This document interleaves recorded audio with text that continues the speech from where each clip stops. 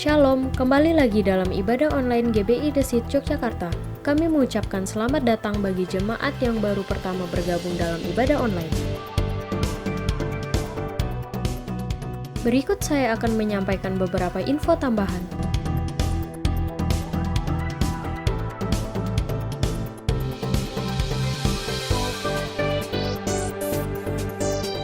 Mari kita sama-sama bergabung dalam Fikul via Zoom setiap hari Selasa pukul 6 sore. Untuk info kode link akan dikirim di grup oleh gembala Fikul masing-masing. Perjamuan kudus akan dilaksanakan 2 kali dalam sebulan. Perjamuan kudus yang pertama akan dipimpin oleh gembala jemaat, dan yang kedua akan dipimpin oleh gembala sidang. Setiap hari Sabtu pukul 6 sore, seluruh jemaat diwajibkan untuk bergabung dalam worship night yang akan dipimpin oleh Pendeta Arianto Tanesin. Untuk info lebih lanjut akan kami sampaikan di grup WhatsApp. Tiba saatnya saya mengajak jemaat Tuhan untuk mempersiapkan diri dalam memasuki ibadah.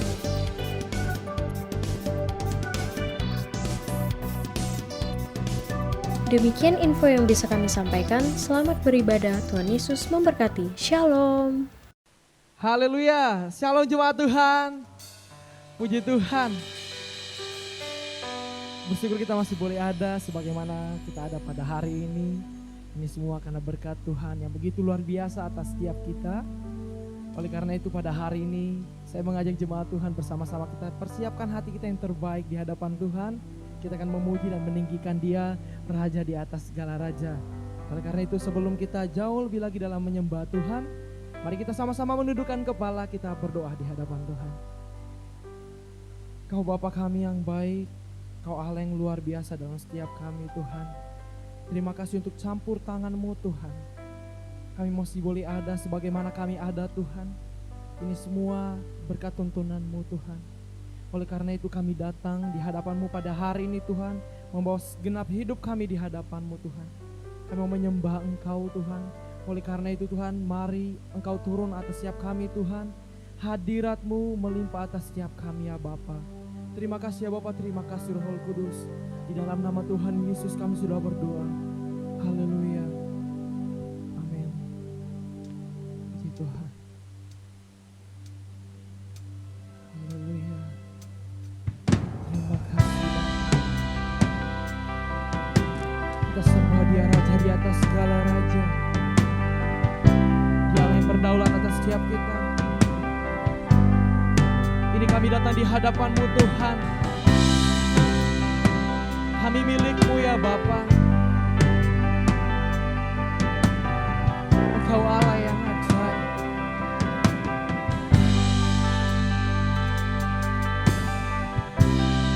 Dalam kesesakan Kau beri kedamaian-Mu. Dalam keraguan ku temukan wajah-Mu. Katakan karena pengorbanan, karena pengorbanan Kau jadikanku baru.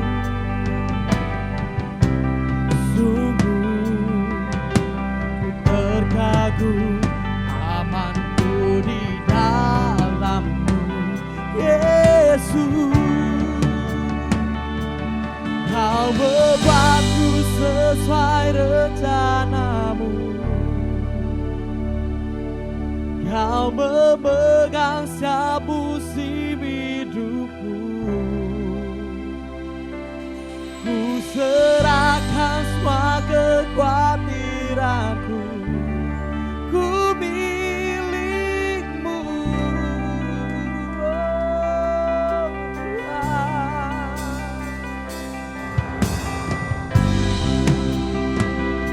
Jesus. Oh.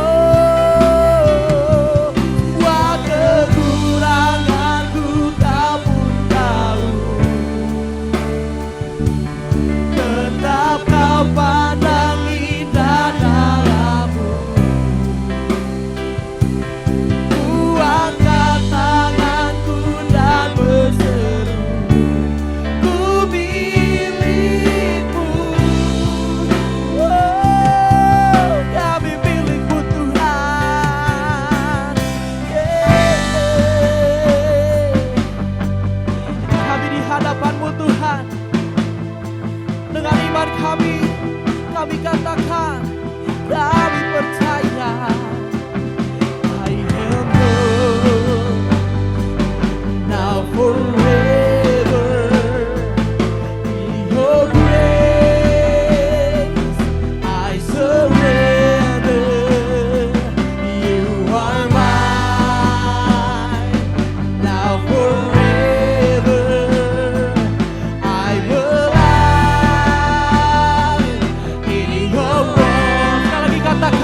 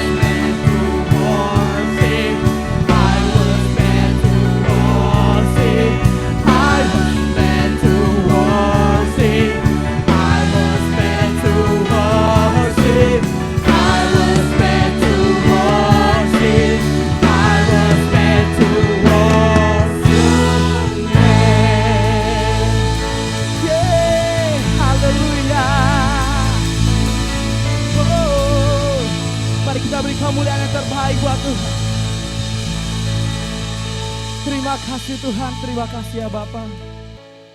Kami percaya dengan pujian penyembahan kami Tuhan. Kau telah disenangkan Tuhan. Kau bertata atas setiap penyembahan kami ya Bapa. Tiba saatnya kami akan lebih lagi dalam meninggikan dan memuliakan Engkau Raja di atas segala Raja. Di dalam nama Tuhan Yesus kami siap untuk meninggikan Engkau. Haleluya. Amin. Puji Tuhan, mari kita beri kemuliaan buat Tuhan.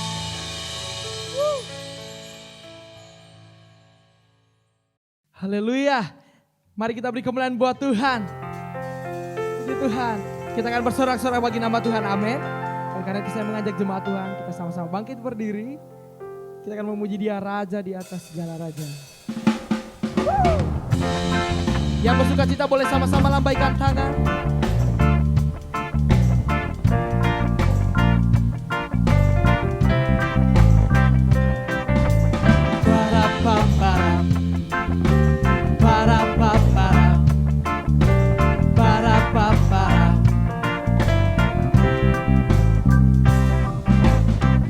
Tuhan kita yang memerintah,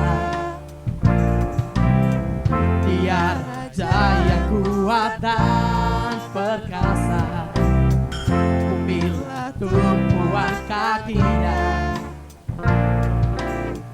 kerajaannya takkan tergoncangkan. Katakan, Tuhan kita perlindungan kekal, Dia sumber keselamatan. Tuhan kita ajaib, Tuhan kita heran, kuasanya tak berubah. Pegang firman Tuhan, pegang janji Tuhan, kuasanya dicurahkan bagi kita.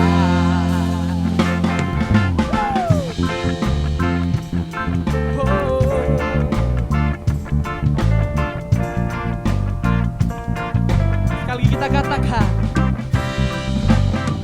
Tuhan kita yang memerintah, Dia Raja yang kuat dan perkasa. Kupilah tumpuan kakinya, kerajaannya takkan tergoncangkan. Tuhan kita perlindungan kekal, Dia sumber keselamatan. Tuhan kita ajaib, Tuhan kita heran, kuasanya tak berubah. Pegang firman Tuhan, pegang janji Tuhan, kuasanya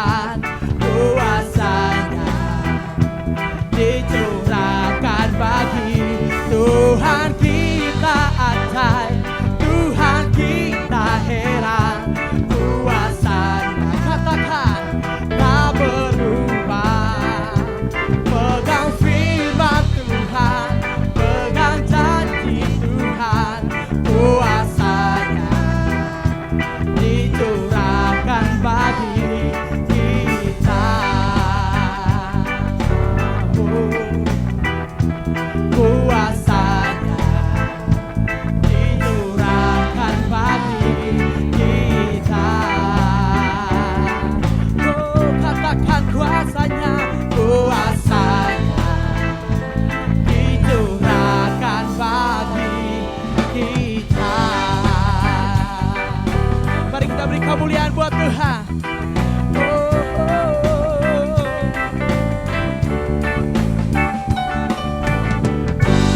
Haleluya. Mari kita beri sorak-sorak yang terbaik buat Tuhan.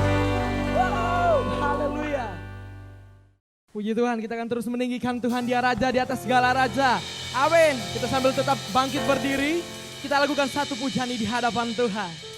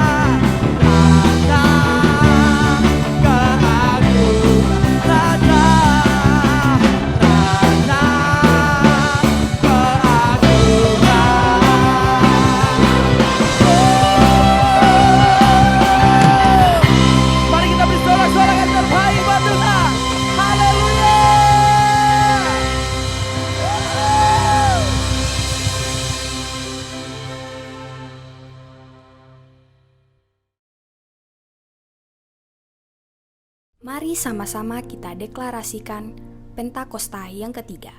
Apa yang dimaksud dengan Pentakosta yang ketiga? Pertama, Pentakosta ketiga adalah pencurahan Roh Kudus yang dahsyat di zaman now, melebihi yang terjadi di Azusa Street. Kedua, Pentakosta ketiga akan mengakibatkan penuaian jiwa yang terbesar dan yang terakhir sebelum Tuhan Yesus datang kembali. Yang ketiga, Pentakosta ketiga akan membangkitkan generasi Yeremia, yaitu anak-anak muda yang dipenuhi Roh Kudus, cinta mati-matian kepada Tuhan Yesus, tidak kompromi terhadap dosa, dan akan bergerak untuk memenangkan jiwa. Yang keempat, Pentakosta ketiga lahir di Indonesia dan bergerak ke bangsa-bangsa. Gerakan ini dari timur ke barat dan akan kembali ke Yerusalem. Yang kelima, Pentakosta ketiga akan memberikan kuasa untuk menyelesaikan amanat agung dan setelah itu Tuhan Yesus datang kembali.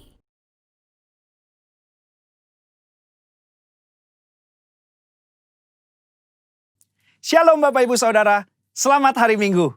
Hari ini kita akan membahas mengenai keselamatan yang merupakan studi dari kitab Ibrani tentang justification, sanctification, dan glorification. Atau pembenaran, pengudusan, dan pemuliaan. Sebagai orang percaya, kita bersyukur karena Tuhan telah menyediakan keselamatan dengan sempurna. Kata menyelamatkan dengan sempurna dalam Ibrani 7 ayat 25 berasal dari kata panteles, yang mengandung unsur kesempurnaan, keutuhan, dan finalitas.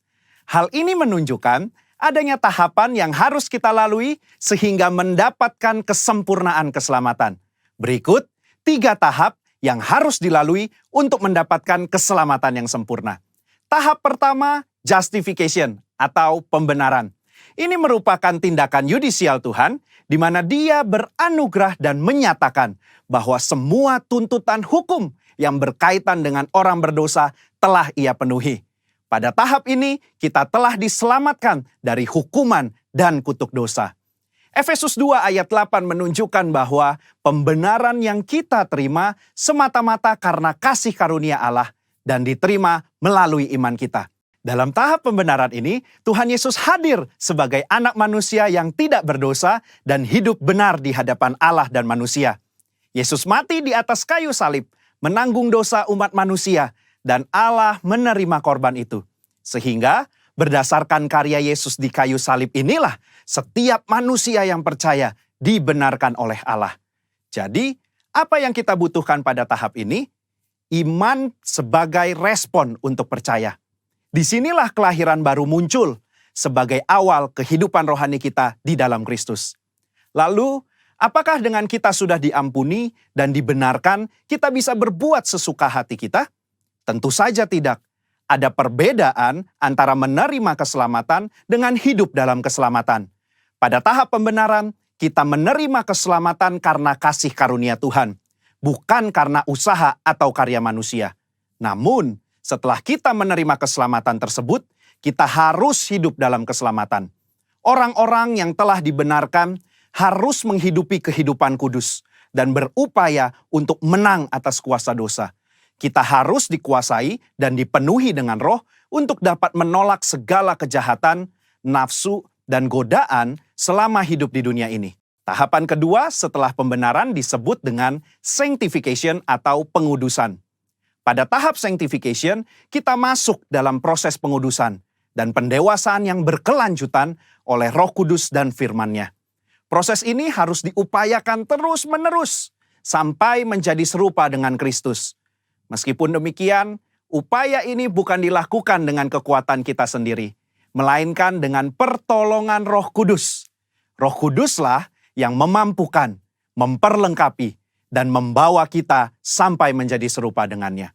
Ibrani 9 ayat 14 menunjukkan, ada tujuan yang Allah siapkan bagi manusia setelah Yesus mencurahkan darahnya untuk menyucikan hati kita dari perbuatan yang sia-sia, yaitu beribadah kepada Allah yang hidup. Di dalam beribadah kepada Allah yang hidup inilah terdapat pendewasaan rohani dan penyucian diri dari segala dosa, serta proses menang atas cobaan dan godaan iblis setiap harinya. Secara praktis, apa yang dapat kita lakukan di tahap ini? Setidaknya ada 3 aspek dalam pengudusan yang kita lakukan berdasarkan Ibrani 10 ayat 22-24. Yang pertama, taat dan setia kepada Yesus. Yang kedua, saling mendorong untuk hidup dalam kasih. Yang ketiga, menghasilkan buah pertobatan dan buah roh. Di dalam tahap pengudusan ini akan banyak peperangan rohani yang dilakukan. Maka dari itu, kita harus senantiasa hidup dikuasai oleh Roh dan hidup dalam pengudusan, sehingga kita akan menang atas setiap peperangan yang kita lakukan. Sekali lagi, kasih karunia adalah tindakan Tuhan memberikan Roh Kudus-Nya untuk. Shalom Bapak Ibu Saudara, selamat hari Minggu. Hari ini kita akan membahas mengenai keselamatan yang merupakan studi dari kitab Ibrani tentang justification, sanctification, dan glorification, atau pembenaran, pengudusan, dan pemuliaan. Sebagai orang percaya, kita bersyukur karena Tuhan telah menyediakan keselamatan dengan sempurna. Kata menyelamatkan dengan sempurna dalam Ibrani 7 ayat 25 berasal dari kata panteles, yang mengandung unsur kesempurnaan, keutuhan, dan finalitas. Hal ini menunjukkan adanya tahapan yang harus kita lalui sehingga mendapatkan kesempurnaan keselamatan. Berikut 3 tahap yang harus dilalui untuk mendapatkan keselamatan yang sempurna. Tahap pertama, justification atau pembenaran. Ini merupakan tindakan yudisial Tuhan, di mana Dia beranugerah dan menyatakan bahwa semua tuntutan hukum yang berkaitan dengan orang berdosa telah Ia penuhi. Pada tahap ini, kita telah diselamatkan dari hukuman dan kutuk dosa. Efesus 2 ayat 8 menunjukkan bahwa pembenaran yang kita terima semata-mata karena kasih karunia Allah dan diterima melalui iman kita. Dalam tahap pembenaran ini, Tuhan Yesus hadir sebagai anak manusia yang tidak berdosa dan hidup benar di hadapan Allah dan manusia. Yesus mati di atas kayu salib, menanggung dosa umat manusia, dan Allah menerima korban itu. Sehingga berdasarkan karya Yesus di kayu salib inilah setiap manusia yang percaya dibenarkan oleh Allah. Jadi, apa yang kita butuhkan pada tahap ini? Iman sebagai respon untuk percaya. Disinilah kelahiran baru muncul sebagai awal kehidupan rohani kita di dalam Kristus. Lalu, apakah dengan kita sudah diampuni dan dibenarkan, kita bisa berbuat sesuka hati kita? Tentu saja tidak. Ada perbedaan antara menerima keselamatan dengan hidup dalam keselamatan. Pada tahap pembenaran, kita menerima keselamatan karena kasih karunia Tuhan, bukan karena usaha atau karya manusia. Namun, setelah kita menerima keselamatan tersebut, kita harus hidup dalam keselamatan. Orang-orang yang telah dibenarkan harus menghidupi kehidupan kudus dan berupaya untuk menang atas kuasa dosa. Kita harus dikuasai dan dipenuhi dengan Roh untuk dapat menolak segala kejahatan, nafsu, dan godaan selama hidup di dunia ini. Tahapan kedua setelah pembenaran disebut dengan sanctification atau pengudusan. Pada tahap sanctification, kita masuk dalam proses pengudusan dan pendewasaan yang berkelanjutan oleh Roh Kudus dan firman-Nya. Proses ini harus diupayakan terus-menerus sampai. Haleluya, puji Tuhan. Pada hari ini kita akan mendengarkan sebagian daripada firman Tuhan. Oleh karena itu saya mengajak jemaat Tuhan, kita bersama-sama mempersiapkan hati kita yang pantas di hadapan Tuhan. Kita akan diisi oleh firman Tuhan pada hari ini. Yes Tuhan. Terima kasih Bapa. Kami percaya Tuhan bahwa selamanya Engkau Allah yang setia atas setiap kehidupan kami.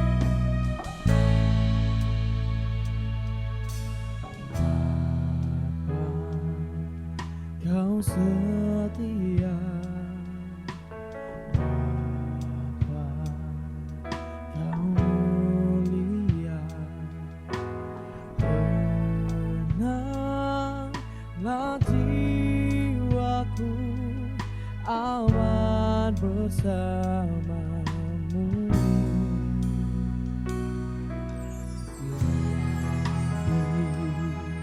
Dari harta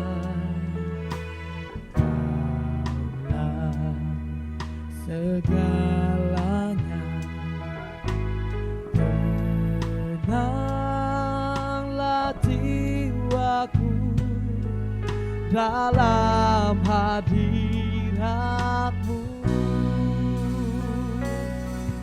Kau tunjukkan kasih setiamu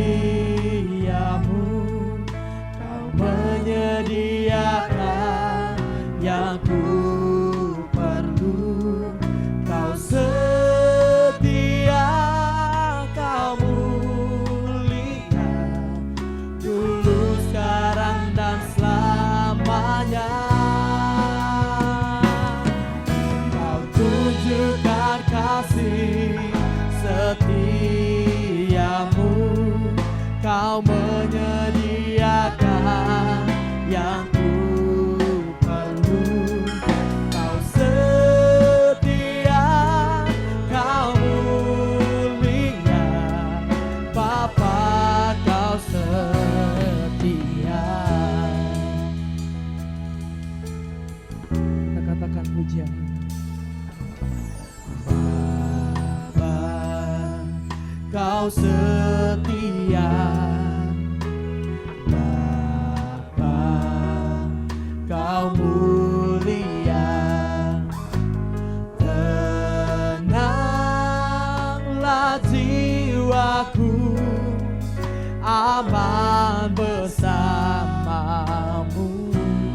Katakan lebih dari harta, Kaulah segalanya.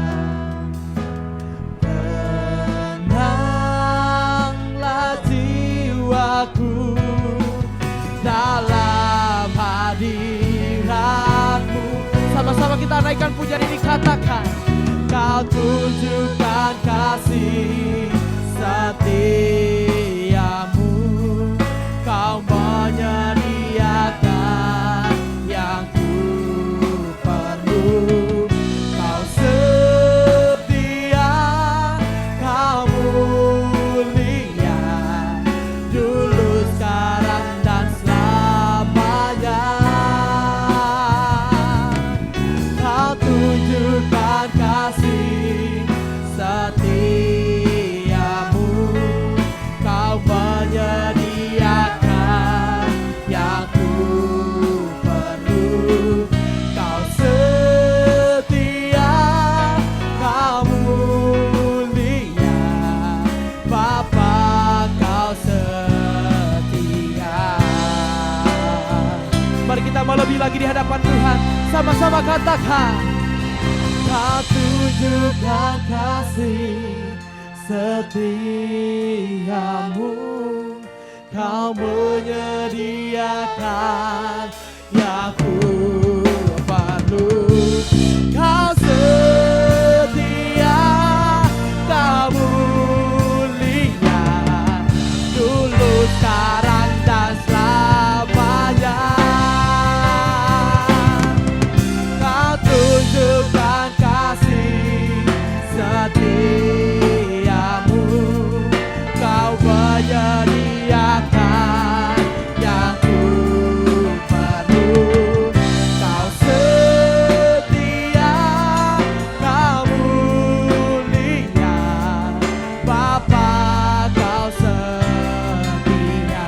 Katakan kau setia, kau setia, kau mulia, kau setia, kau mulia, kau setia, kau mulia, Bapa, kau setia.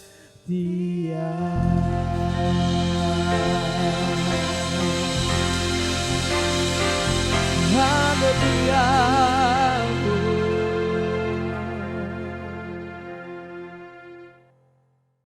Shalom jemaat yang dikasihi oleh Tuhan kita Yesus Kristus. Kita kembali bertemu di minggu terakhir di bulan November. Kita masih ada di bulan First Love atau kasih mula-mula. Puji Tuhan, beberapa waktu yang lalu saya bicara tentang seri tentang kasih mula-mula, dan saya akan bicara ini seri kasih mula-mula bagian yang terakhir di minggu yang ketiga. Ini seri yang ketiga, dan saya percaya saudara, biarlah kita semua akan tetap bersuka cita Walaupun kita ada di minggu terakhir, saya tahu saudara sudah persiapan untuk menyambut Natal. Dan saya percaya saudara punya banyak kegiatan yang sudah lakukan dalam kehidupan kita. Tapi biarkan di renungan pada hari ini biarlah menjadi kekuatan bagi saya dan saudara. Mari sebelumnya kita mendengarkan firman Tuhan, mari kita terlebih dahulu berdoa. Bapa di surga, kami bersyukur sebentar kami akan masuk di bulan di mana penuh dengan anugerah Tuhan. Kami bersyukur, kami menyerahkan hidup kami sepenuhnya dalam tangan Tuhan. Urapi dan berkati kami semua, setiap orang yang mendengarkan kebenaran firman Tuhan ini biarlah dibangun dan diberkati oleh Tuhan. Dalam nama Tuhan Yesus, haleluya, amin. Shalom Bapak Ibu Saudaraku yang terkasih dalam Tuhan kita Yesus Kristus. Saya hari ini akan bicara tentang first love, khususnya yang ada di jemaat mula-mula saudara. Kalau bacaan kita di Lembaga Alkitab Indonesia, cara hidup jemaat yang pertama, kalau di terjemahan bahasa Indonesia sederhana, dikatakan orang-orang percaya saling berbagi milik mereka. Nah saudara, kita akan baca, saya hari ini akan bagikan dalam 3 bacaan. 3 versi bacaan, yaitu bacaan Alkitab masa kini, ada tafsiran atau terjemahan sederhana, dan ada versi mudah dibaca supaya kita akan memahami kebenaran ini. Mari saya akan bacakan kebenaran ini. Cara hidup jemaat yang pertama, orang-orang yang menerima perkataannya itu memberi diri dibaptis. Kira-kira hari itu jumlah mereka bertambah kira-kira 3.000 jiwa. Mereka bertekun dalam pengajaran rasul-rasul, dalam persekutuan, dan mereka selalu berkumpul untuk memecahkan roti dan berdoa. Maka ketakutanlah mereka semua, sedang rasul-rasul itu mengadakan banyak mukjizat dan tanda. Dan semua orang yang telah menjadi percaya tetap bersatu, dan segala kepunyaan mereka adalah kepunyaan bersama. Dan selalu ada dari mereka yang menjual harta miliknya, lalu membagi-bagikannya kepada semua orang sesuai dengan keperluan masing-masing.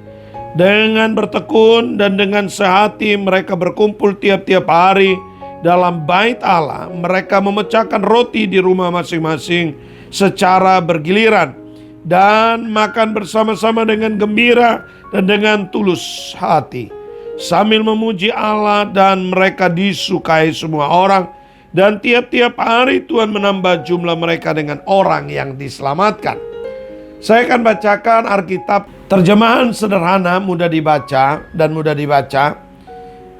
Firman Allah ini berkata demikian.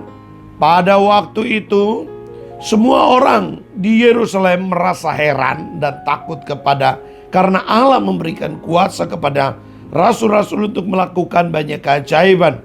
Semua orang yang percaya terus bersatu dan merasa harta kepunyaan mereka adalah milik bersama. Maka sering terjadi bahwa salah satu dari mereka menjual tanah miliknya dan berbagi-bagi hasil penjualan itu kepada anggota mereka dan yang memerlukan bantuan. Setiap hari mereka sehati sepikir berkumpul di teras rumah Allah dengan penuh rasa sukacita dan syukur. Mereka sering saling mengundang untuk makan di rumah-rumah mereka, di mana mereka juga merayakan perjamuan kudus. Mereka telah memuji-muji Allah dan disenangi oleh semua orang. Dan setiap hari Tuhan menambahkan orang-orang yang baru diselamatkan kepada kelompok orang percaya. Sekarang saya akan bacakan versi mudah dibaca. Dikatakan demikian. Mereka yang menerima pesan Petrus itu dibaptis pada hari itu kira-kira 3.000 orang ditambah kepada kelompok orang percaya. Mereka rajin mempelajari ajaran para rasul. Orang percaya itu saling berbagi dalam persekutuan, memecahkan roti dan berdoa bersama-sama. Orang percaya saling berbagi miliknya. Rasul-rasul telah melakukan banyak hal yang ajaib dan tanda ajaib dan setiap orang menghormati Allah. Semua orang percaya tetap berkumpul dan semua kepunyaan adalah milik bersama. Mereka menjual tanah dan milik mereka dan membagi-bagikan kepada orang yang memerlukan. Setiap hari mereka berkumpul di pelataran bait dengan tujuan yang sama. Mereka memecahkan roti bersama-sama di rumah dan makan bersama, hati yang bahagia dan tulus ikhlas. Orang percaya memuji Allah dan mereka disenangi semua orang. Setiap hari Tuhan menambahkan orang yang diselamatkan kepada kelompok mereka. Haleluya. Bapak ibu saudaraku yang terkasih dalam Tuhan kita Yesus Kristus. Dalam beberapa bulan ini saudara, kita 8 bulan ada dalam situasi yang sangat-sangat luar biasa. Kalau saya pinjam gembala senior, kita berkata kita sedang disembunyikan oleh Tuhan.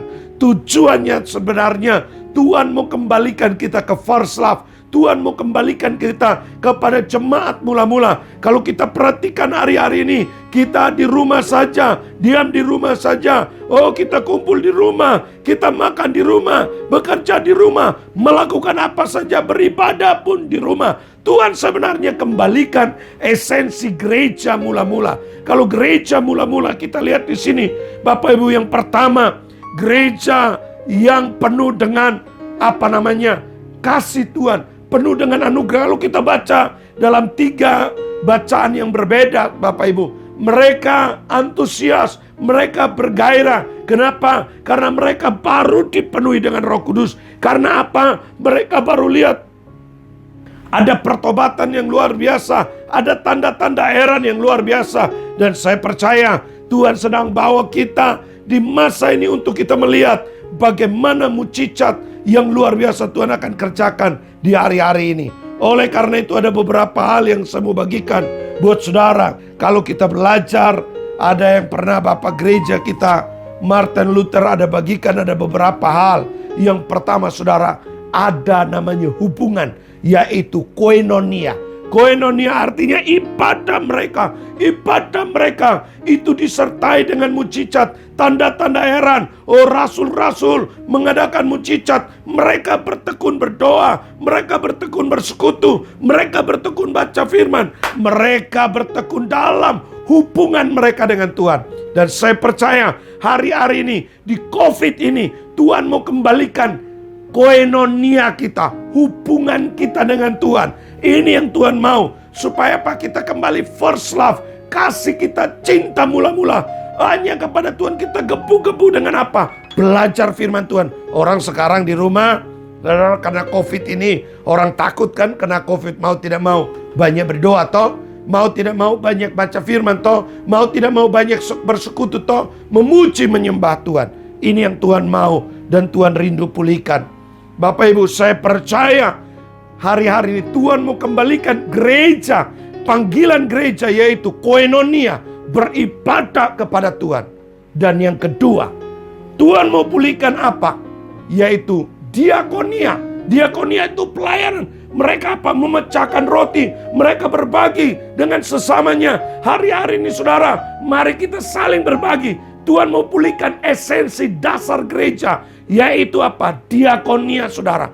Berbagi dengan orang-orang yang ada di sekitar kita, terutama seiman kita saudara. Saya percaya kalau kita lakukan ini, gaya hidup kita pertemuan kasih. Oh, yang ada yang punya lebih bisa memberkati yang kekurangan. Oh, yang punya lebih bisa berbagi dengan sesama. Saya percaya tidak ada orang susah, tidak ada orang yang minta-minta. Saya percaya kalau diakonia kita berjalan lancar, kita peduli dari diri kita, keluarga kita, oh komunitas kita. Hari-hari ini ayo mari kita perbaiki di kul-kul kita. Apakah diakonia jalan? Apakah koinonia jalan saudara? Dan saya percaya hari-hari Tuhan mau pulihkan gereja. Esensi gereja itu diakonia. Berbagi saudara. Tuhan mau. Saudara, Alkitab berkata dalam kitab 1 Korintus pasal 13 berkata, oh, kasih itu kalau tidak disertai perbuatan, itu sama dengan gong yang bunyinya gemerincing saudara. Bunyinya kencang, tapi tidak ada dampak apa-apa. Saya percaya hari-hari ini gereja Tuhan sedang kembalikan kepada first love-nya, yaitu dia harus mengerti esensi hidup berbagi dengan sesama. Dan saya percaya kalau kita kembali kepada budaya jemaat mula-mula, diakonia ini harus dipulihkan. Dan yang terakhir, yang ketiga, firman Allah berkata, setiap hari mereka sehati sepikir berkumpul di teras rumah Allah dengan penuh rasa ucapan syukur dan makan bersama. Ini ayat 47 yang menarik. Mereka terus memuji Allah dan disenangi, disukai, dicintai oleh semua orang. Yang ketiga, Bapak Ibu, waktu kita melakukan hubungan kita dengan baik, koinonia kita baik, diakonia kita dengan baik, maka saya percaya yang ketiga adalah marturia kita. Kita akan bersaksi gak usah kita harus ngomong Yesus adalah Tuhan dan Juru Selamat. Tapi waktu orang lihat kita suka berbagi. Makanya hari-hari ini kita saudara, ayo mari kita turun bersamaria. Kul saudara yang mendengar ini, ayo turun di wilayah saudara, bagi Samaria. Dan saya percaya waktu kita berbagi, kita disukai semua orang.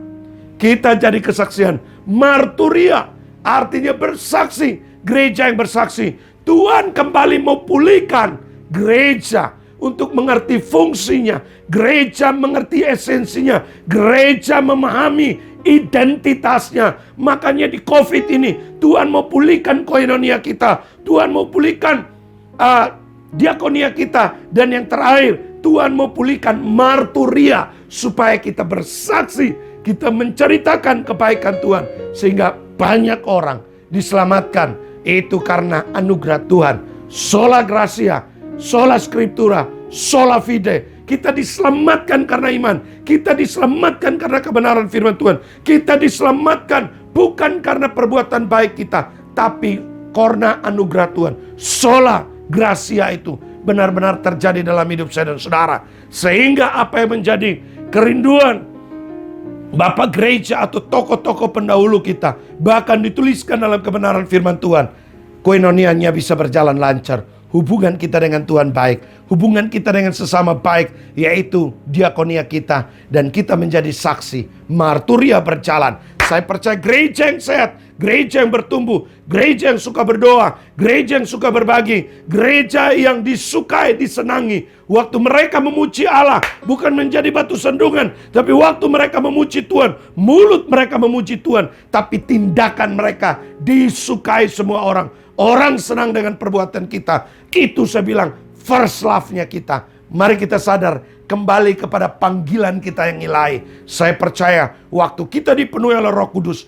saya percaya tanda-tanda ajaib akan menyertai kita. Perbuatan Tuhan ajaib menyertai kita. Selamat terus berkarya. Jangan lupa ada 3 hal. Yang pertama, bangun koinonia, bangun diakonia, dan bangun marturia kita. Gereja harus bersaksi. Saudara, tanpa kesaksian, maka iman kita kepada Kristus sia-sia. Berarti kalau kita mengakui Kristus bangkit, Kristus hidup, maka kita harus bersaksi cerita perbuatan Tuhan yang ajaib, sehingga banyak orang diberkati, banyak orang mengalami kasih Kristus.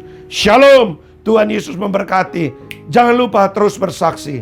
Tuhan memberkati.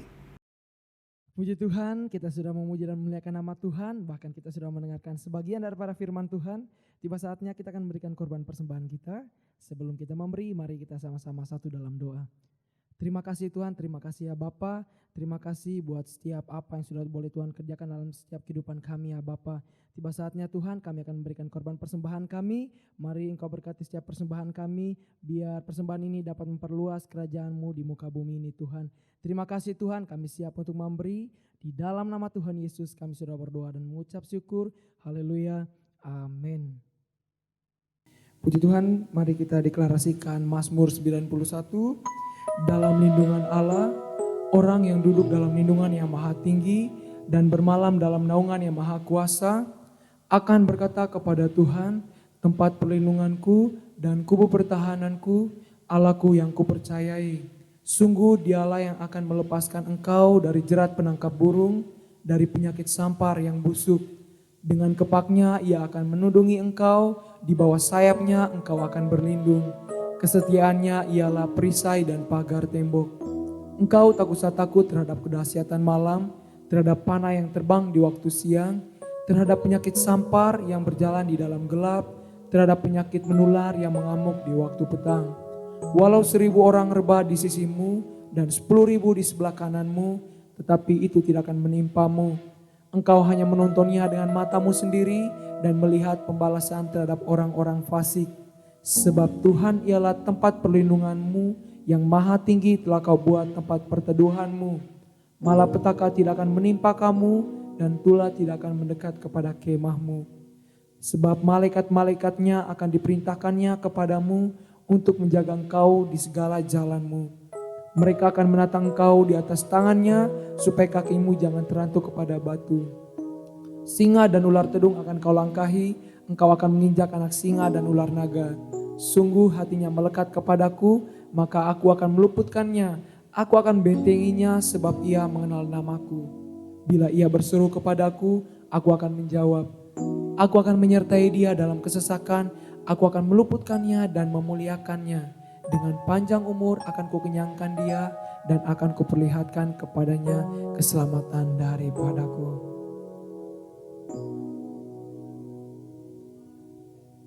Berkat.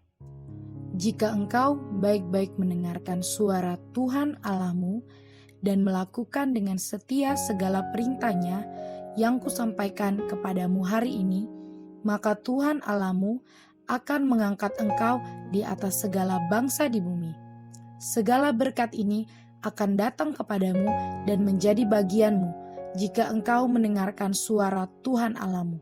Diberkatilah engkau di kota dan diberkatilah engkau di ladang. Diberkatilah buah kandunganmu, hasil bumimu dan hasil ternakmu, yakni anak lembu sapimu dan kandungan kambing dombamu. Diberkatilah bakulmu dan tempat adonanmu. Diberkatilah engkau pada waktu masuk dan diberkatilah engkau pada waktu keluar. Tuhan akan membiarkan musuhmu yang maju berperang melawan engkau terpukul kalah olehmu. Bersatu jalan mereka akan menyerangi engkau, tetapi bertujuh jalan mereka akan lari dari depanmu. Tuhan akan memerintahkan berkat ke atasmu di dalam lumbungmu dan di dalam segala usahamu. Ia akan memberkati engkau di negeri yang diberikannya kepadamu oleh Tuhan Allahmu. Tuhan akan menetapkan engkau sebagai umat-Nya yang kudus, seperti yang dijanjikannya dengan sumpah kepadamu, jika engkau berpegang pada perintah Tuhan Allahmu dan hidup menurut jalan ditunjukkannya. Maka segala bangsa di bumi akan melihat bahwa nama Tuhan telah disebut atasmu dan mereka akan takut kepadamu. Juga Tuhan akan melimpahkan engkau dengan kebaikan dalam buah kandunganmu, dalam hasil ternakmu dan dalam hasil bumimu, di tanah yang dijanjikan Tuhan dengan sumpah kepada nenek moyangmu untuk memberikannya kepadamu. Tuhan akan membuka bagimu perbendaharaannya yang melimpah, yakni langit untuk memberi hujan bagi tanahmu pada masanya dan memberkati segala pekerjaanmu, sehingga engkau memberi pinjaman kepada banyak bangsa, tetapi engkau sendiri tidak meminta pinjaman. Tuhan akan mengangkat engkau menjadi kepala dan bukan menjadi ekor. Engkau akan tetap naik dan bukan turun, apabila engkau mendengarkan perintah Tuhan Allahmu yang kusampaikan pada hari ini kau lakukan dengan setia. Dan apabila engkau tidak menyimpang ke kanan atau ke kiri dari segala perintah yang kuberikan kepadamu pada hari ini, dengan mengikuti Allah lain dan beribadah kepadanya. Shalom Bapak Ibu Saudara, barusan kita mendengar kebenaran firman Tuhan. Diingatkan untuk kita kembali ke kasih mula-mula, terus kita bangun koinonia, diakonia kita dan marturia kita, sehingga kita mengalami yang namanya sola fide. Kita hidup karena iman. Kita mengalami yang namanya sola gratia. Kita hidup karena anugerah Tuhan. Kita mengalami yang namanya sola scriptura. Hidup karena kebenaran firman Tuhan. Saya berdoa ini terus terjadi dalam hidup kita. Dan sebelum kita mengakhiri ibadah kita, mari kita angkat tangan kita untuk terima berkat yang datang dari Tuhan. Diberkati masa depanmu dalam nama Yesus. Diberkati keluargamu dalam nama Yesus. Diberkati rumah tanggamu dalam nama Yesus. Diberkati bisnis, usaha, pekerjaanmu, studimu dan pelayananmu. Apa saja yang kau kerjakan dengan kedua tanganmu, dibuat oleh Tuhan berhasil dan beruntung. Kiranya berkat ini datang dari Allah Bapa, Anak dan Roh Kudus dalam nama Tuhan Yesus. Haleluya, haleluya. Amin. Ibadah sudah selesai. Selamat hari Minggu, Tuhan Yesus memberkati. Shalom.